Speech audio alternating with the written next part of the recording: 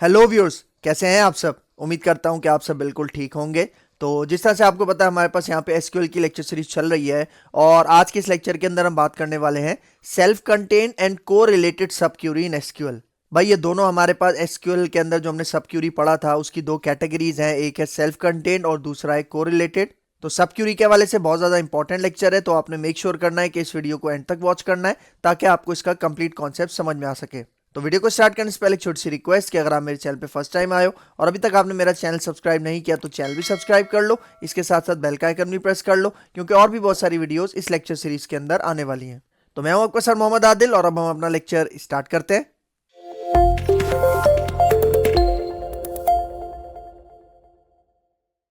अच्छा, आप देखो सब queries can further divided into two categories. मतलब अभी इससे पहले हमने दो और टाइप देखी इसकी, स्केलर और मल्टी वैल्यूड सब क्यूरीज। ठीक है, अब देख रहे हैं दो और टाइप्स हमारे पास, एक सेल्फ कंटेन्ड सब क्यूरीज और दूसरा कोरिलेटेड सब क्यूरीज। ठीक है, तो इसको हम देखते हैं कि ये क्या है। फॉर एग्जाम्पल इसकी एग्जाम्पल से मैं आपको समझाता हूँ। मैं यहाँ पे आता हूँ एसक्यूएल सर्वर में। ठीक है, वही दो टेबल्स मैं यहाँ पे भी यूज कर रहा हूँ। ठीक है, अगर ये दो टेबल्स आपको मैं एग्जीक्यूट करके दिखाऊं, ठीक है, ये दो टेबल्स है हमारे।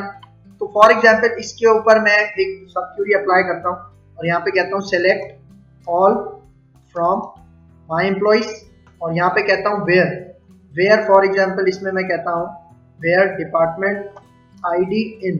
ठीक है, और इन के बाद मैं यहाँ पे देता हूँ सब क्यूरी। ठीक है, पेरेंथेसिस के अंदर, और इसमें कहता हूँ select ID from my department where department name is equal to for example यहाँ पे कहता हूँ HR। सही है, तो मैं यहाँ पे क्या रहा हूँ कि मुझे वो रोज, मतलब आउटर क्यूरी में मैं क्या कह रहा हूँ कि मुझे वो एम्प्लॉइज दिखाओ जहां पे डिपार्टमेंट आईडी क्या हो इस सब क्यूरी के पास। अब सब क्यूरी क्या रिटर्न करवा रहा है हमें, for example select ID from my department where department name is equal to HR। मतलब जहां जहां HR है उनकी आईडी लो और किसको दे दो, आउटर क्यूरी को दे दो। तो अगर मैं इन दोनों को यहाँ पे साथ एग्जीक्यूट कर रहा हूँ, ठीक है, तो हमें रिजल्ट क्या मिलेगा। HR कौन से नंबर पे है, डिपार्टमेंट आईडी 2 पे, तो 2 पे हमारे पास जितने भी एम्प्लॉइज है उसने रिटर्न करवा दिया। ठीक है, अब यहाँ पे सबसे पहले हम देखते हैं सेल्फ कंटेंट सब क्यूरीज क्या होती है। ठीक है, सेल्फ कंटेंट सब क्यूरीज में देखो, अभी ये जो मैंने सब क्यूरी बनाई है ये सेल्फ कंटेंट है। ठीक है, मतलब ये जो सब क्यूरी है ये सेल्फ कंटेंट है। किस तरह से, फॉर एग्जांपल अगर मैं इसको यहाँ पे सिर्फ इस सब क्यूरी को रन करूं, ठीक है, एग्जीक्यूट करूं, तो ये खुद से भी रन हो जाएगी। इसको कहते हैं सेल्फ कंटेंट। मतलब ऐसी सब क्यूरी जो आउटर क्यूरी पे डिपेंडेंट ना हो। ठीक है, मतलब ये सब क्यूरी क्या है, इसको मैं सिंगल पे भी रन कर रहा हूं ना, मतलब रन कर सकता हूं, एरर नहीं आ रहा तब भी एग्जीक्यूट हो रही है। मतलब ऐसी सब क्यूरी जो अपनी आउटर क्यूरी के ऊपर डिपेंडेंट ना हो, इसको हम कहते हैं सेल्फ कंटेन्ड सब क्यूरी।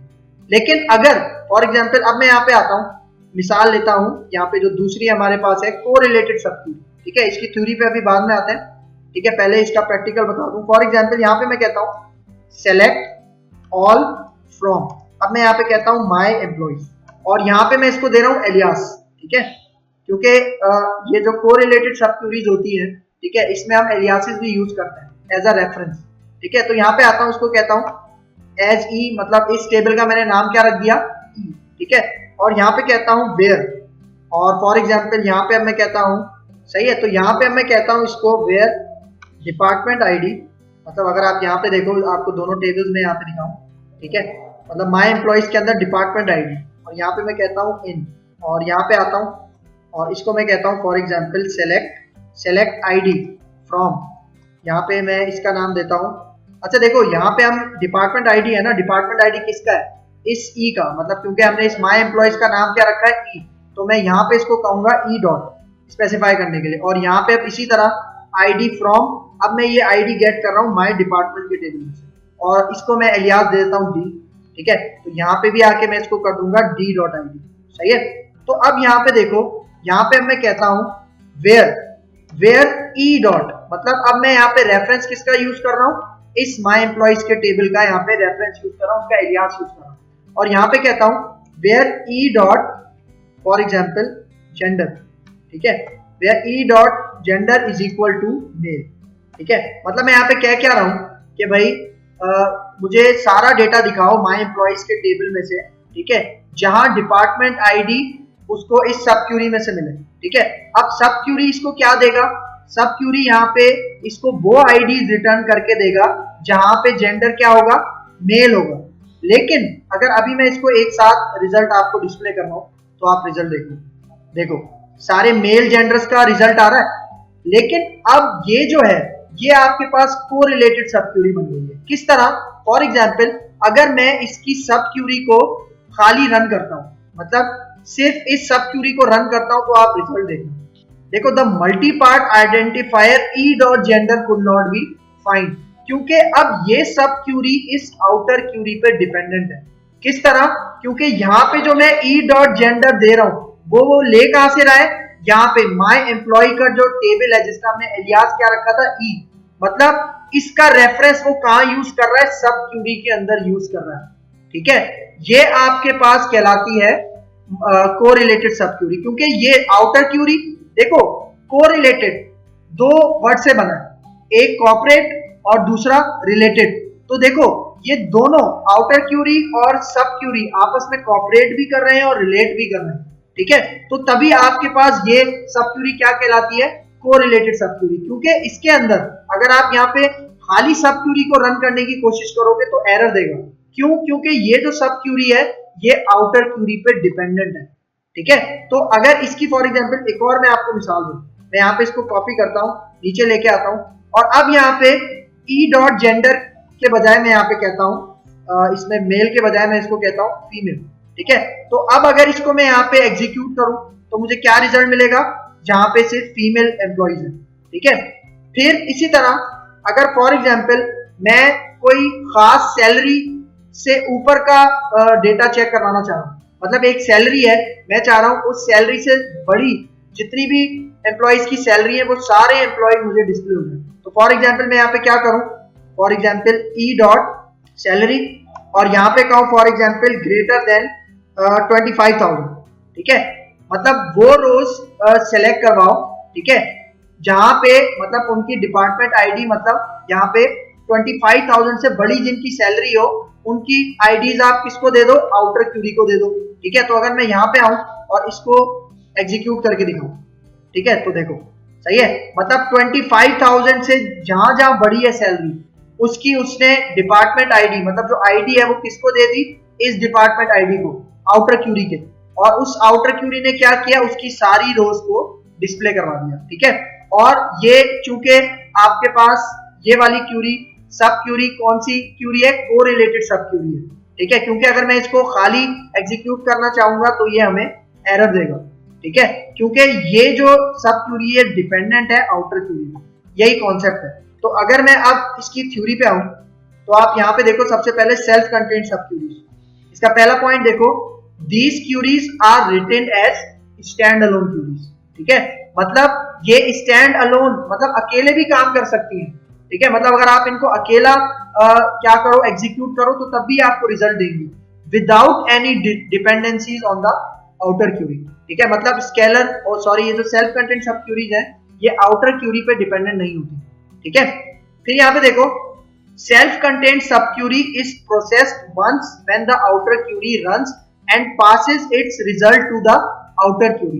भाई देखो यहाँ पे ये जो सेल्फ कंटेंट है, ठीक है, फॉर एग्जांपल ये ऊपर आऊं, ये वाली जो सेल्फ कंटेंट सब क्यूरी थी, ठीक है, इसमें क्या होता है, ये वेयर के बाद लिखी हुई है ना, तो वेयर का पार्ट पहले एग्जीक्यूट होता है, मतलब सब क्यूरी यहाँ पे पहले एग्जीक्यूट होगी, मतलब सेल्फ कंटेंट जो आपके पास सब क्यूरी है वो पहले चलेगी, फिर इसका जो भी रिजल्ट आएगा वो किसके पास चला जाएगा, आउटर क्यूरी के पास चला जाएगा। ठीक है, लेकिन यहाँ पे क्या होता है, मतलब ये जो आपके पास इस केस में ठीक है, ये अब कोरिलेटेड सब क्यूरी है, इसमें क्या होगा कि सबसे पहले यहाँ पे ये जो ई डॉट सैलरी है ये कहां से लेगा, आउटर क्यूरी से लेगा, फिर इसको प्रोसेस करेगा, फिर प्रोसेस करने के बाद रिजल्ट दोबारा किसको देगा, दोबारा रिजल्ट वो देगा हमारे पास इस आउटर क्यूरी को। मतलब ये सब क्यूरी सबसे पहले रेफरेंस लेगी आउटर क्यूरी से, ठीक है, फिर उसको प्रोसेस करेगी और फिर उसके बाद रिजल्ट दोबारा ये आउटर क्यूरी को देगी। ठीक है, ये आपके पास होता है कोरिलेटेड सब क्यूरी में। तो अगर यहां पे अब मैं आऊं कोरिलेटेड सब क्यूरी की थ्योरी पे, their queries reference one or more columns from the outer query and therefore depend on the outer query। इसका मतलब ये जो सब क्यूरी है, ठीक है, ये अब कोरिलेटेड सब क्यूरी है। किस तरह? क्योंकि ये जो रेफरेंस है ये कहां से ले रही है? अपनी आउटर क्यूरी के टेबल में से ले रही है, ठीक है, इसलिए ये जो सब क्यूरी है ये डिपेंडेंट है आउटर क्यूरी पे। और ऐसी क्यूरी को हम क्या कहते हैं? सब क्यूरी को कोरिलेटेड सब क्यूरी, ठीक है। तो यहाँ पे सेकंड पॉइंट भी यही बता रहा है, correlated sub queries can not be run separately from the outer query. मतलब आप इसको अलग से अकेले इसको एग्जीक्यूट नहीं करवा सकते क्योंकि डिपेंडेंट होती है आउटर क्यूरी। अच्छा, फिर देखो इसका नोट, एक बहुत इंपॉर्टेंट नोट है। यहाँ पे देखो क्या कह रहा है, we can use scalar aggregate function. Aggregate function याद है हमने पढ़े थे, मिन मैक्स काउंट, ठीक है, उसको यहाँ पे स्केलर भी कहा जा रहा है। स्केलर क्यों कहा जा रहा है? क्योंकि वो कोई एक वैल्यू रिटर्न करता है ना आपको। फॉर एग्जाम्पल हमारे पास स्टूडेंट की एजेस हैं, ठीक है, अब अगर मैं उन स्टूडेंट की एजेस के कॉलम पे मैक्स का फंक्शन लगाऊं तो वो हमें कोई एक ही वैल्यू रिटर्न करेगा ना, जो सबसे मैक्सिमम एज होगी वही रिटर्न करेगा, ठीक है। तो इनको हम स्केलर एग्रीगेट फंक्शंस कहते हैं। तो उनको भी हम सब क्यूरीज में यूज कर सकते हैं। क्यों? उसकी वजह, because where clause don't allow us to use aggregate function. मतलब वेयर क्लॉज के अंदर हम एग्रीगेट फंक्शन यूज नहीं कर सकते, इसलिए हम उनको सब क्यूरीज की मदद से करते हैं। फॉर एग्जाम्पल यहाँ पे आओ, यहाँ पे मैं कहता हूँ सेलेक्ट ऑल फ्रॉम, और यहाँ पे कहता हूँ माई एम्प्लॉइज, और यहाँ पे कहता हूँ वेयर यहाँ पे मैं कहता हूँ फॉर एग्जाम्पल वेयर सैलरी, ठीक है, वेयर सैलरी इन, और अब मैं यहाँ पे लगाता हूँ यहाँ पे सब क्यूरी, ठीक है, और सब क्यूरी में मैं कहता हूँ सेलेक्ट सैलरी। अच्छा, अब मैं यहाँ पे इस क्यूरी की मदद से फॉर एग्जाम्पल मैक्सिमम सैलरी और मिनिमम सैलरी फाइंड करने की कोशिश करता हूँ। तो यहाँ पे मैं मिन का सबसे पहले लगाता हूँ और इसके अंदर देता हूँ सैलरी, ठीक है, और यहाँ पे इसको कह देता हूँ फ्रॉम माई एम्प्लॉइज, ठीक है। तो अगर मैं यहाँ पे आके इसको अभी रन करूँ, ठीक है, तो आप रिजल्ट देखना, देखो मिनिमम सैलरी कितनी थी? अम्मारा की, ठीक है, 15,000, तो इसने हमें वो रिटर्न किया। ये काम मैं वेयर क्लॉज के साथ क्यों नहीं कर सकता? फॉर एग्जाम्पल देखो अभी मैंने बताया था कि सब क्यूरी के अंदर मैं कौन से फंक्शन यूज कर सकता हूँ? Aggregate function, scalar aggregate function, ठीक है। ये जो फंक्शन है एग्रीगेट फंक्शन, इसको मैं वेयर के साथ यूज नहीं कर सकता। तो अगर मैं वेयर के साथ यूज करने की कोशिश करूँ, ठीक है, मैं यहाँ पे इसको कॉपी करता हूँ और यहाँ पे आता हूँ और यहाँ पे मैं फॉर एग्जाम्पल सब क्यूरी हटाता हूँ और यहाँ पे मैं कहता हूँ वेयर सैलरी बराबर हो मिन सैलरी के, सही है। मतलब वो रोज दिखाओ, ठीक है, जहां पे सैलरी बराबर किसके हो? मिनिमम सैलरी के, ठीक है। अब ये मैं एग्रीगेट फंक्शन किसके साथ यूज कर रहा हूं? वेयर के साथ। तो अगर मैं इस केस में यहाँ पे आके इसको एग्जीक्यूट करूं तो आप रिजल्ट देखना, and aggregate may not appear in the where clause, ठीक है, मतलब यही पॉइंट है, ठीक है। तभी हम यहाँ पे क्या यूज कर रहे हैं? सब क्यूरी यूज कर रहे हैं, क्योंकि सब क्यूरी के अंदर हम एग्रीगेट फंक्शन यूज कर सकते हैं, ठीक है। तो ये भी आपके पास एक बहुत अच्छा यूज हो सकता है सब क्यूरी का, ठीक है। अगर मैं यहाँ पे फॉर एग्जांपल मैक्सिमम करूं, ठीक है, इसको मैक्स कर दूं, ठीक है, तो ये हमें क्या रिटर्न करेगा? मैक्सिमम रिटर्न करेगा, ठीक है। तो देखो मैक्सिमम कितनों के पास है? 3 एम्प्लॉइज के पास है, 45,000, तो उसने वो सारी रोज मुझे गेट करके दी, ठीक है। अच्छा, फिर एक और इंपॉर्टेंट पॉइंट है, सेल्फ कंटेन और कोरिलेटेड सब क्यूरीज। ये पॉइंट गौर से सुनना, सेल्फ कंटेन और correlated sub queries both can be scalar और मल्टी वैल्यूड सब क्यूरीज। हमने अभी पिछले लेक्चर में पढ़ा ना स्केलर और मल्टी वैल्यूड। तो चाहे वो सेल्फ कंटेन्ड हो या कोरिलेटेड हो, मतलब सेल्फ कंटेन्ड भी स्केलर और मल्टी वैल्यूड हो सकती है और कोरिलेटेड सब क्यूरी भी आपके पास मल्टी वैल्यूड और स्केलर सब क्यूरी हो सकती है, ठीक है। ये इनकी कंडीशन है। तो अगर स्केलर और मल्टी वैल्यूड सब क्यूरीज में कोई कंफ्यूजन है तो वो लास्ट लेक्चर में हम डिस्कस किया है, तो आप उसको देख सकते हैं, ठीक है। तो ये हमारे पास कुछ और टाइप्स थी सब क्यूरीज की, सेल्फ कंटेन्ड और कोरिलेटेड। तो ये था हमारा आज का lecture, self contained and correlated सब क्यूरी इन एसक्यूएल। उम्मीद करता हूं कि आपको ये लेक्चर बहुत अच्छे से समझ में आया होगा। अगर इस लेक्चर के वाले से कोई भी कंफ्यूजन है तो कमेंट बॉक्स में मुझसे जरूर पूछ लेना। तो अगर आपको मेरी वीडियो पसंद आई है तो मेरे चैनल लाइक कीजिए, शेयर कीजिए और सब्सक्राइब कीजिए और मुझे अपनी दुआ में याद रखिए। तो मिलते हैं इंशाल्लाह नेक्स्ट लेक्चर में, तब तक के लिए दीजिए इजाजत। अल्लाह हाफिज।